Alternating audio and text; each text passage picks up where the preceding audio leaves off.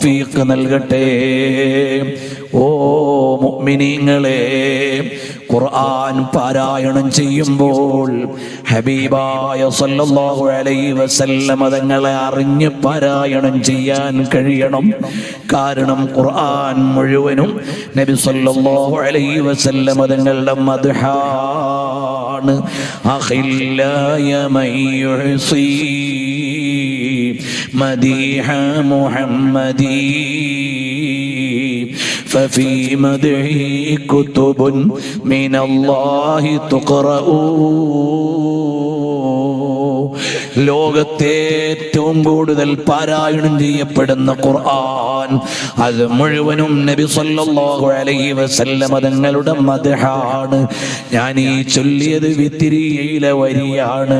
അതിന് ആധികാരികമായ വ്യാഖ്യാനം സുൽത്താനുൽ ഉലമാ ഉസ്താദ് അവർകൾ എഴുതിയിട്ടുണ്ട്. അത് മുത്തഅല്ലിമുകളായ ആലിമുകളായ ആളുകൾക്ക് ഏറെ പ്രയോജനമാണ്.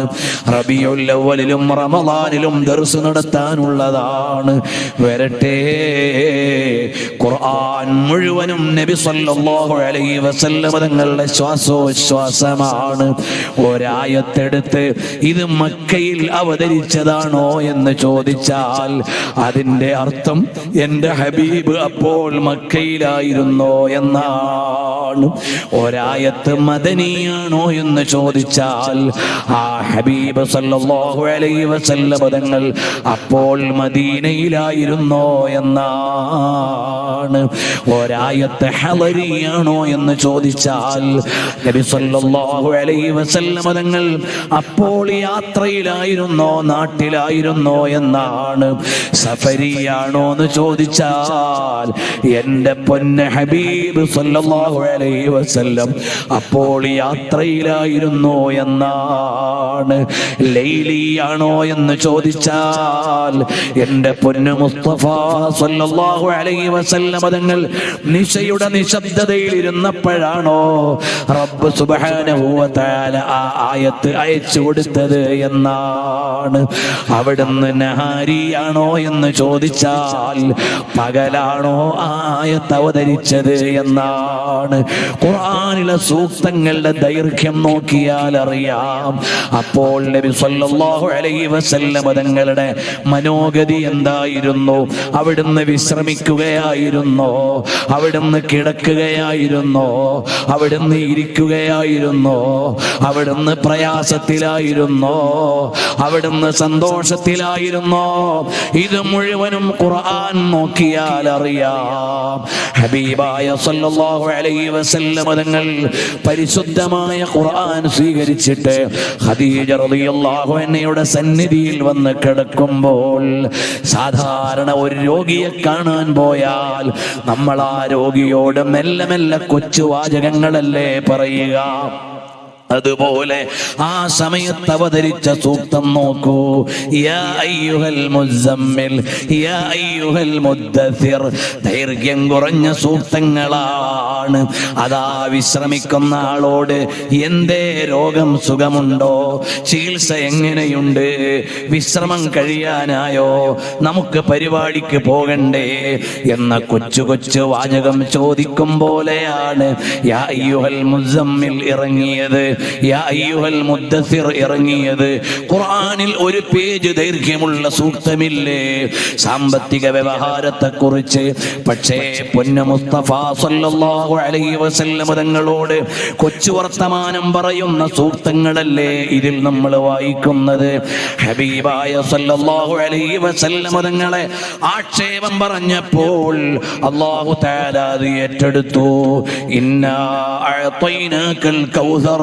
നേരിട്ടു തന്നെ മറുപടി പറഞ്ഞു, വിശദീകരിക്കുന്നില്ല. അള്ളാഹുവിനെ ആക്ഷേപിച്ചപ്പോൾ നബി സല്ലല്ലാഹു അലൈഹി വസല്ലം തങ്ങളോട് പറഞ്ഞു, നബിയേ അവിടുന്ന് മറുപടി പറയണം. ഖുൽ ഹുവല്ലാഹു അഹദ് അല്ലാഹുസ് സമദ് ലം യലിദ് വലം യൂലദ് വലം യകുൽ ലഹു കുഫുവൻ അഹദ്. എന്നെ ആക്ഷേപിച്ചവർക്ക് തങ്ങളാണ് മറുപടി പറയേണ്ടത്. തങ്ങളെ ആക്ഷേപിച്ച ആക്ഷേപിച്ചവർക്ക് ഞാൻ നേരിട്ടാണ് മറുപടി പറയുന്നത്. അത് റബ്ബ് സുബ്ഹാനഹു വ തആലയുടെ തീരുമാനമാണ്. ഇങ്ങനെ ഖുർആൻ മുഴുവനും നോക്കിയാൽ ഹബീബായ സല്ലല്ലാഹു അലൈഹി വസല്ലം തങ്ങളോട് പറയും, മാ വദ്ദഅക റബ്ബുക വമാ ഖലാ. തങ്ങളോട് പിണങ്ങാൻ പറ്റുമോ നബിയേ? പറ്റൂലല്ലോ. അവിടുന്ന് എൻ്റെ ഹബീബല്ലേ. അവിടുത്തെ കുടുംബത്തെ കുറിച്ചാണോ ആലോചിക്കുന്നത്? വേജാറ് വേണ്ട. എന്തേ അവിടുത്തെ വീട്ടിന്റെ പിൻവാതിലിലൂടെ ആരെങ്കിലും വന്നോ?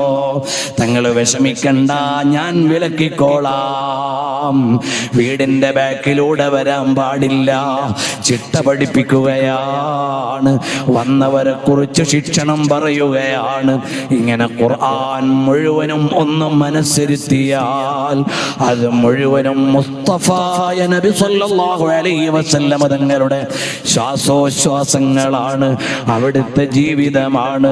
സൂറത്ത് ബി ഖുർആനി ഹേ, ഓ സീറത്ത് ബി ഖുർആനി ഹേ. ഓ ഉമ്മമാരെ, ഞാൻ നീട്ടി സംസാരിക്കുന്നില്ല. ഉസ്താദ് അവരുടെ സന്നിധിയിൽ പറയുന്നത് അത്ര ഉചിതമല്ല, ദീർഘിപ്പിക്കാൻ പാടില്ല. പക്ഷേ ഈ മജ്‌ലിസ് ഒന്ന് മദീനയിലെത്തണം. അവിടുത്തേക്ക് എത്തിക്കാനുള്ള ഒരു ഗുരുവര്യരുടെ സാന്നിധ്യത്തിലാണ്. ഇത് കേവലം ഒരു വഅളിന്റെ മജ്‌ലിസ് അല്ല. ഇത് ഖത്മുൽ ബുഖാരിയുടെ മുന്നോടിയായിട്ടുള്ള മജ്‌ലിസാണ്. ഖത്മുൽ ബുഖാരിയുടെ മജ്‌ലിസിൽ, ഖത്മുൽ ശിഫയുടെ മജ്‌ലിസിൽ എല്ലാം നബി സല്ലല്ലാഹു അലൈഹി വസല്ലം തങ്ങളുടെ സാന്നിധ്യം ഉണ്ടാകാൻ പ്രതീക്ഷയുള്ള മജ്‌ലിസാണ്. ഇബ്നു അല്ലാൻ തങ്ങളുടെ ദലീലുൽ ഫാലിഹീന്റെ കർത്താവായ ഇബ്നു അല്ലാൻ തങ്ങളുടെ ഖത്മുൽ ബുഖാരിയുടെ മജ്‌ലിസിൽ ഹബീബ് സല്ലല്ലാഹു അലൈഹി വസല്ലം തങ്ങളുടെ സാന്നിധ്യം അഇമ്മത്ത് രേഖപ്പെടുത്തിയില്ലേ? അതുപോലെ എത്രയെത്ര ഇമാമിങ്ങളുടേതാണ് ഇവിടെ ഇരുന്ന് നടത്തുന്ന ദർസ് നബി സല്ലല്ലാഹു അലൈഹി വസല്ലം തങ്ങൾ കാണുന്നുണ്ട്. ഇവിടെ ഇരുന്ന് എഴുതുന്ന രചന, സഹീഹുൽ ബുഖാരിയുടെ വ്യാഖ്യാനം ഇക്കാലഘട്ടത്തിൽ അറബിയിൽ പ്രൗഢമായി ഉസ്താദ് അവറുകൾ എഴുതുന്നുണ്ട്. ശാരിഹുൽ ബുഖാരി എന്ന് പറഞ്ഞാൽ പണ്ഡിതന്മാരുടെ ഇടയിൽ വലിയ പദവിയുള്ള സ്ഥാനമാണ്. ശാരിഹുൽ ബുഖാരിയാണ് ബഹുമാനപ്പെട്ട ഉസ്താദ് അവറുകൾ ആ കിതാബുകൾ നബി സല്ലല്ലാഹു അലൈഹി വസല്ലം തങ്ങളുടെ സന്നിധിയിൽ കാണിക്കപ്പെടും. അല്ലാഹു തആല അങ്ങനെ തന്നെ ആക്കട്ടെ. ഇമാം ഗസാലി തങ്ങളുടെ കിതാബ് കാണിച്ചു കൊടുത്തപ്പോൾ എവിടെ ഇമാം ഗസാലി എന്ന് ചോദിച്ചത് നമ്മൾ വായിച്ചിട്ടില്ലേ? അബുൽ ഖാസിം അർ-റസാഇ തങ്ങളുടെ തദ്കിറത്തുൽ മുഹിബ്ബീൻ എന്ന കിതാബ് അതെഴുതിയ ആളാരാണെന്ന് നബി സല്ലല്ലാഹു അലൈഹി വസല്ലം തങ്ങൾ അന്വേഷിച്ച് ആശീർവദിച്ചിട്ടില്ലേ? അതുപോലെ സഹീഹുൽ ബുഖാരിയുടെ വ്യാഖ്യാനം എഴുതിയവരെ നബി സല്ലല്ലാഹു അലൈഹി വസല്ലം തങ്ങൾ കാണാതിരിക്കുമോ? നോക്കാതിരിക്കുമോ? പരിഗണിക്കാതിരിക്കുമോ? ഇത് നമുക്കുള്ള ഒരു പ്രതീക്ഷയാണ്.